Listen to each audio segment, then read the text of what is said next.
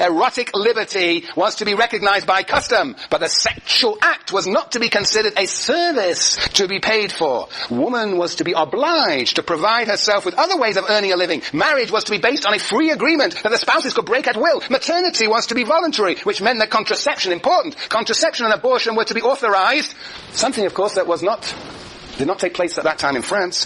That contraception and abortion were to be authorized and increased. Still, it's still an issue in this country. Which meant that contraception and abortion were to be authorized, and that, on the other hand, all mothers and their children were to have exactly the same rights in or out of marriage. Pregnancy leaves were to be paid for by the state. They're just coming round to some such idea in California. Oh, heaven knows when it will come to the rest of this country. Which would assume charge of the children, signifying not that they would be taken away from their parents, but that they would not be abandoned to them. Okay, look, there is a claim here that there are certain material substantive conditions that must change if there is going to be any equality between genders. Serious equality. Yes, Kristen? Like reproductive rights, It's reproductive rights is really the summation of central to this project. And which is what makes women's equality completely solved at this point, is that without reproductive rights, you can't have full equality. Right. So reproductive right. Well, she doesn't use exactly that vocabulary, but that's what we would talk about today. Exactly. Reproductive rights. Yes, and which is again going back not just to what we would call, but also ideas of co-parenting. There are all sorts of fundamental structural changes that will be necessary to move from formal to substantive equality. And that substantive equality will only appear into what society? One that bases its ideology on equality. What does she call that society? That's an unfair question, but it is the foundation of this book. This is the foundation of this book, and perhaps its most problematic aspect. What sort of society will generate these conditions of equality? Well, it is in your text. Not exactly what you were told to read. However, on page 680, and it's only one line, but it is the foundation of the entire book. And I will read it to you. 2, 4, 6, 8, 9 lines from the top. 9 lines from the top. Are you there, Aaron, number 2? 9. After Rockefeller. Okay, yeah. Let's read it loud. It is not to be supposed, however, that the mere combination of the right to vote and the job constitutes complete emancipation. Working today is not liberty. Working today is not a liberty. Now read the next sentence as loud and as clear as you have ever read anything in your life. Only in a socialist world would woman be the one attaining the other. Not loud enough, Conrad. Why don't you read it? Only in a socialist world. Very good. Read it again. Only in a socialist world would woman by the one attain the other. Okay. Why don't Jason and Andy read it together? Let's see if we can do a duo here. Only in a socialist world would women by the one attain the other. Yes, a socialist world. A socialist world. She's not talking about the Soviet Union. That is a promise of socialism. But it's a socialist world. A socialist world. So what she is saying here, that first we must have a what? First we must have a what? First we must have a what? A revolution. But what sort of revolution, Katie? Gender revolution? No. A socialist world requires a what revolution? Global revolution? Well, it could be global, yes, but who will be the agents of this revolution?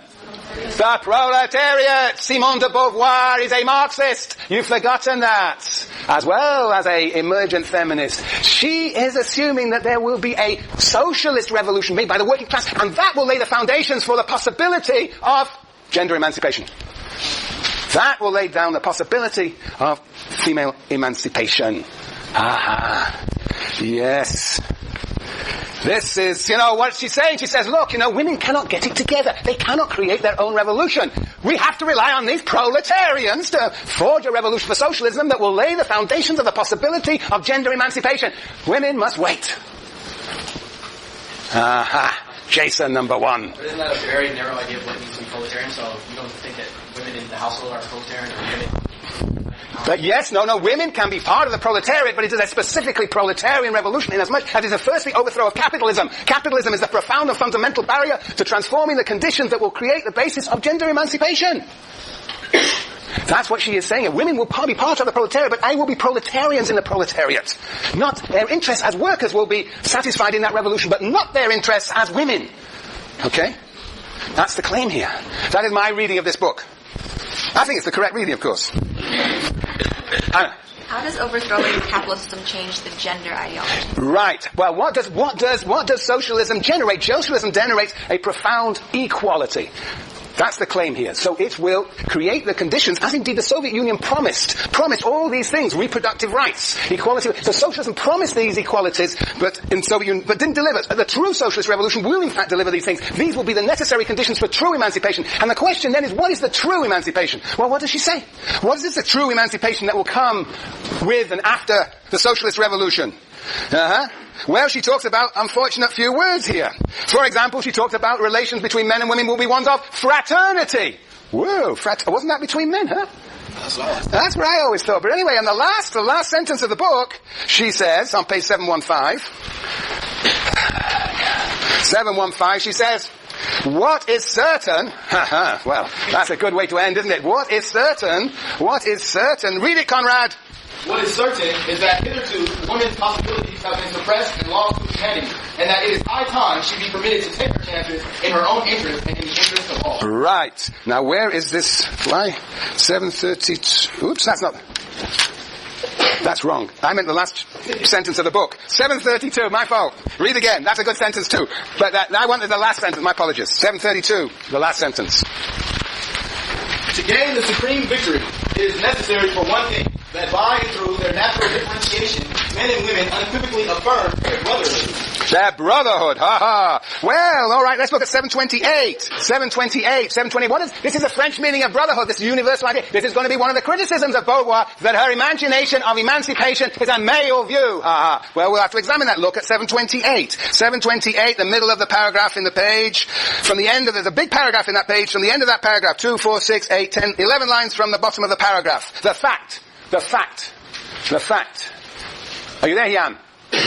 Right. The fact that we are human beings is infinitely more important than all the peculiarities that distinguish human beings from one another. It is never the given that confers superiorities. Virtue, as the ancients called it, is defined at the level of that which depends on us. Okay. In both sexes, is played out the same drama of the flesh and the spirit, of finitude and transcendence. Both are gnawed away by time and laid in wait for by death. They have the same essential need for one another, and they can gain from their liberty the same glory. If they were to taste it, they would no longer be tempted to dispute fallacious privileges, and fraternity between them could then come into existence. So what is this fraternity? Well, I think you should turn to page 730. 730, 2, 4, 6, 8, 9 lines from the bottom. Your voice is great today, Conrad. 9 lines from the bottom. Yes, loud. New relations of flesh and sentiment of which we have no conception will arise between the sexes. Already, indeed, there have appeared between men and women friendships, rivalries, complicities, comradeships, chaste or sensual, which past centuries could not have conceived. Go on. To mention one point, nothing could seem to be more debatable than the opinion that dooms the new world to uniformity and hence to boredom. I fail to see that this present world is free from boredom or that liberty ever creates uniformity. Right, so the argument is if we somehow make the gender sexes equal, then somehow we'll be in a very boring world. No, she says, we will be in a new world of a whole new set of relations, as she says on 731. To begin with, there will always, top of the page, to begin with, there will always be certain differences between man and woman. Her eroticism and therefore her sexual world have a special form of their own and therefore cannot fail to engender a sensitivity of a special nature. This means that her relations to her own body, to that of the male, to the child, will never be identical with those of the male bears to his body, to that of the female, to that of the female and to the child. Those who make much of, quote, equality in difference could not, with good grace, refuse to grant me the possible existence of differences in equality. There will still be differences even though there is equality. And then further down that page into the new paragraph, 2, 4, 6, 8 lines into it. 2, 4, 6, 8 lines into it. To emancipate woman is to refuse to confine her to the relation she bears to man, not to deny those relations to her. Let her have her independent existence and she will continue nonetheless to exist for him also. Mutually, and mutually again, recognizing each other as subject, each will yet remain for the other as an other. They will not be identical, they will be other to each other, but they will treat each other as subject. The reciprocity of their relations will not do away with miracles, desire, possession, love, dream, adventure, not jealousy, work by the division of human beings into two separate categories, and the words that move us, giving, conquering, uniting, will not lose their meaning. On the contrary, when we abolish the slavery of half humanity, together with the whole system of hypocrisy that it implies, then the division of humanity will reveal its genuine significance, and the human couple will find its true form. Whew. That's her imagination of emancipation, of liberation, the necessary condition of which will be socialism, which will be forged by a working class revolution, Rosa. So she's a Marxist. She also believes that capitalism itself is what's bringing men and women into capitalism. Yes. Yes, capitalism is producing systematically the subjugation of women to men. And different class systems have also produced such subjugations, but they are different subjugations in different modes of production. Yes, Lars. So how to explain that still was not industrialism? Well, that's the point. So people say that because there has always been gender domination, there always will be. It is eternal, natural, inevitable. Her whole analysis of the history part of the book is to show how gender domination is produced systematically in different periods of history by social processes. Yes, so it is not something given and eternal, but is socially produced. Socially produced. Okay, so essentially what we're saying here is there's a two-stage process. From first we have to move for equality that comes with socialism, and then we move to liberty, which comes with communism. It's just like Lenin. I knew my dear side would not love that parting word. Yes. No. Anyway, we can bracket Lenin. We'll talk about him another time. But here we have a two-stage process. Let's talk about her. We'll ransack her next Tuesday. Have a good weekend.